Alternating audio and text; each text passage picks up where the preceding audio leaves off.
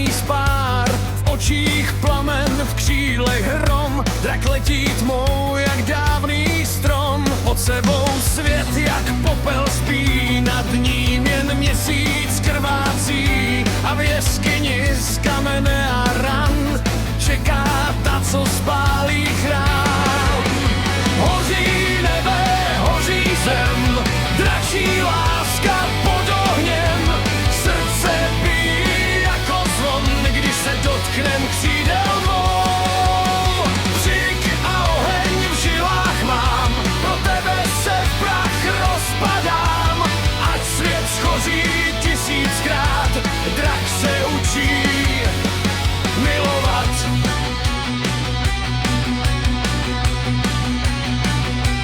Vítr řeže horský hřbet, v krvi máme starý svět. Žádný král a žádnej pán nezlomí náš dračí chrám.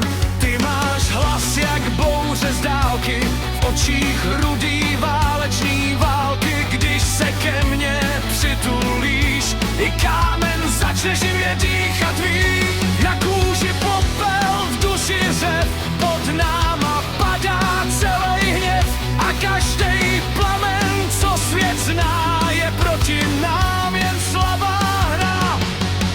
Hoří nebe, hoří zem, dračí láska pod ohněm, srdce bíjí jako zvon, když se dotknem křídel dvou. Křik a oheň v žilách mám, pro tebe se v prach rozpadám, ať svět shoří tisíckrát, drak se učí milovat. A když ráno spálí mlhu, uslyšíš náš dračí slib, že i v smrti, i v tom prachu budem hořet dál a víc. Když spadnem z nebe do ticha, oheň v nás už neumírá, v popelu se znovu zvedá dračí láska, věčně živá.